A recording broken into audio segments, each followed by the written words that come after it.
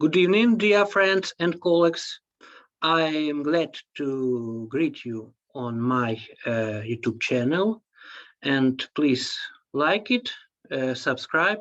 Don't hesitate to ask me question, and let's start our today's conversation. So today I want to discuss with you such issue, the globalization and the war in Ukraine.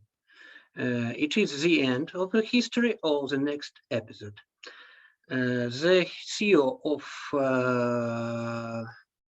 the biggest asset manager, BlackRock, Larry Fink, in his annual address to stakeholders, proclaimed that Ukraine conflict puts an end to the era of globalization. It's too interesting statement.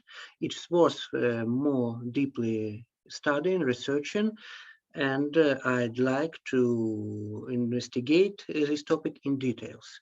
So, first of all, let's start with the fact that due to its size, Russia and Ukraine, in my opinion, will not considerably affect the global economy.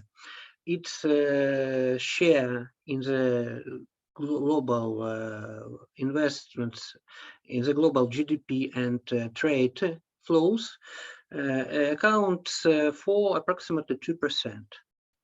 So it's a small part, but there are some details and nuances I want it to present it to you. Let's continue with the explanation in simple words what the globalization is meaning, in my opinion. To put it simply, the free movement of capital, labor, goods and services, as information sources, data, enables the application of the productive capacities everywhere around the world. And from the perspective of the cost efficiency. This resulted in the designing and building supply chains. The basic fundamental principle of this supply chains functioning is that every component, every spare part may be produced in every point on the earth, in every place on the earth. The defining factors are cheap labor and inexpensive commodities input to start this production. At the same time, the highest added value may be extracted in every comfortable place across the globe. In offshore jurisdiction in the country hosted the parent corporative structure or holding structure, etc. Given this described situation, in my opinion, it was continuing the analysis from the perspective of such enablers of globalization, like capital, trading goods, etc. And the useful toolkit to research in details this is a special DHS index. The index was developed and designed by the New York University Stern Center for the Future of Management. It's based on the analysis of international flows of trade, capital, data or information, and people or labor.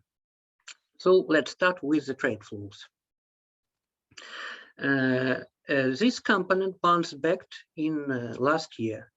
We could observe its fall during the pandemic beginning in 1990. It's quite logical because we could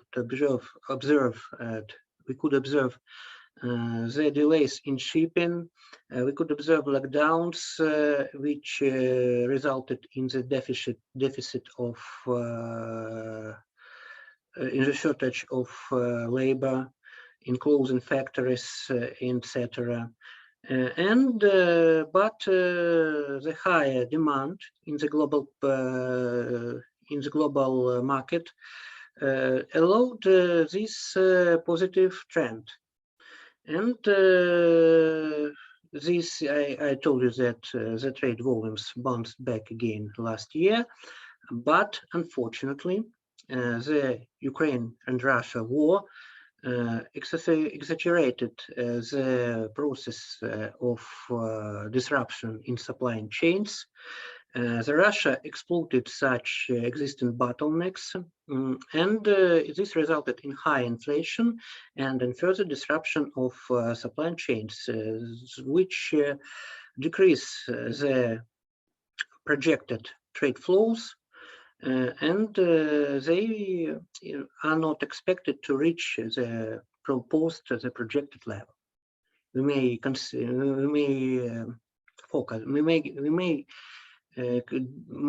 make such forecast now, etc. But to describe you the principles of such bottlenecks functioning, please mention the information from European Union officials about the dependence from Russian fossil fuels imports. So in 2021, the EU imported more than 40% of its gas from Russia and 27% of its oil from Russia. At the same time, 46% of coal was imported also from Russian Federation. So the country which part in the global trade comprises for approximately 2%, has some bargaining power and causing some international pressure and causing a little bit dangerous situation, threatening the development of world trade and threatening the trade flows. We may predict the appearance of a very strange situation when the physical volumes of goods traded, exported, and imported are considered to decrease. At the same time, the proceeds and cost of export and import will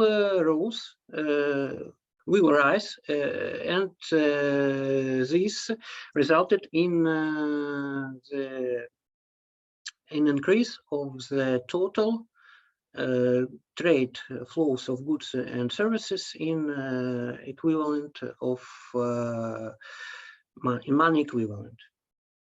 The Guardian research presented, not Guardian, the research presented in newspaper Guardian, making by the Center of Clean Energy and of Energy Studies and Clear Air, informed us that since the Russia's invasion in Ukraine, we could observe the proceeds of Russia Federation from export of fossil fuels doubled approximately. So at the same time, the physical volume of exported for oil and gas decreased. This is a striking sample of such strategy and such situation we can observe in the nearest future. So let's start with another pillar of our analysis. It's capital flows. For sure, in the pandemic, COVID-19 didn't influence positively on investment motivations. And for example, the total stock of foreign direct investments fall less than $1 trillion in 2020. First time since 2005. Mention this, please. But this flow also bounced back last year, and it was considering that the level of Russia and Ukraine integration in world financial system is too small. Please mention then the stock of foreign direct investments accumulated in Russia and invested by Russia is fluctuated between 1% and 1.5%. At the same time, according to the statistics of Bank of International Settlements, the claims of foreign banks to residents in Ukraine and Russia represented less than 0.5% of total claims of financial institutions. They analyze statistics, the statistics of which is analyzed. So the size of its integration and financial links with the global financial system are too weak. And this resulted in such situation when approximately 400 firms stopped doing its business in Russia due to Russia's invasion in Ukraine. But this will not result in investments withdrawal, but the key dimension to demonstrate the implications of this fact is macroeconomic area. It may be predicted that the decrease in global GDP caused by such conflict and by decreasing exports of commodities from Ukraine and Russia to leading to some priority markets, resulted in bleak global economic outlook. So it's quite logical to suppose that investment motivation and motivations to invest will be low in the nearest months, hope months, not years, etc. And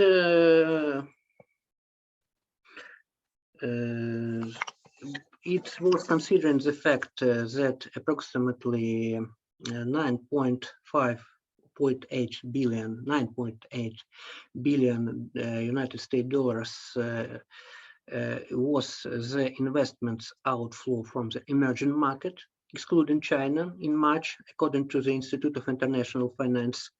And some experts argue that the war in Ukraine was credited for such runs to the quality, to the advanced economies. But in my opinion, it was stressing that the hike of key interest rates of leading central bank contributed more significantly in this investment outflow. So interest rates of central bank is more dominant factor due to a low level of interconnectedness with world financial system of Russia and Ukraine. Let's talk about the next pillar of my analysis. It's data flows or information flows. This trend in this area is quite opposite to previously described.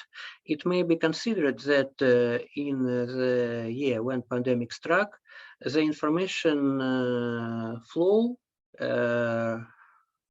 rose considerably, and in the last year it fell due to more easy lockdowns and other factors.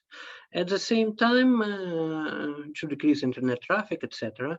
And at the same time, we can observe an interesting trend of fragmentation. The politics of many countries is focused on data localization.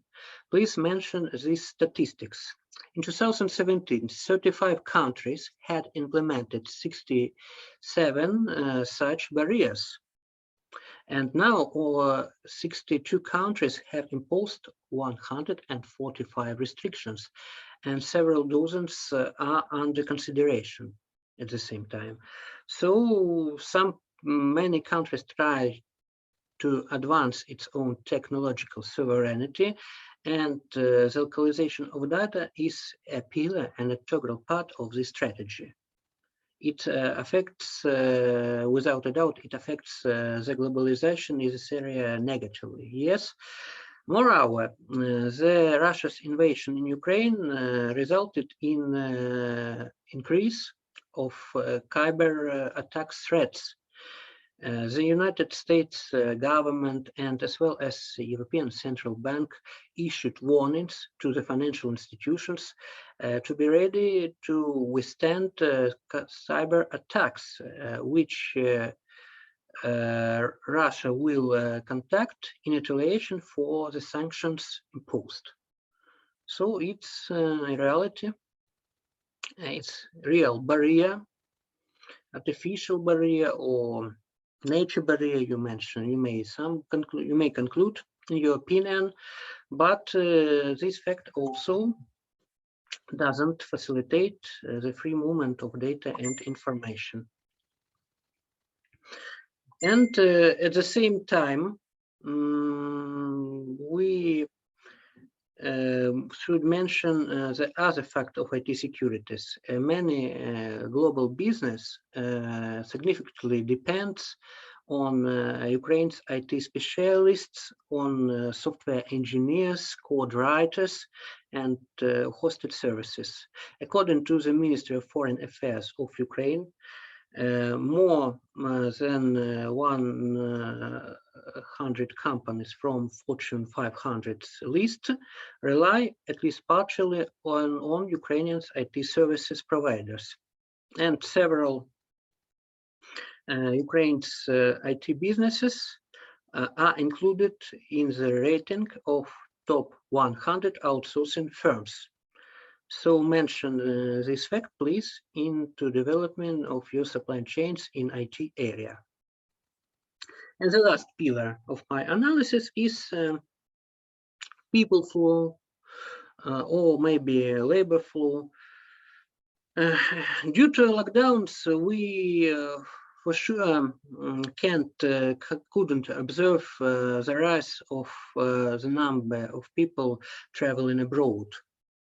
And in 2021, this negative trend since the beginning of pandemic was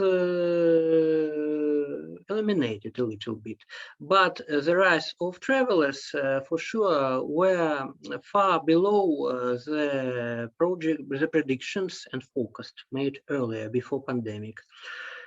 So the mobility of labor, the number of business trips, unfortunately decreased in the latest years, in the previous years.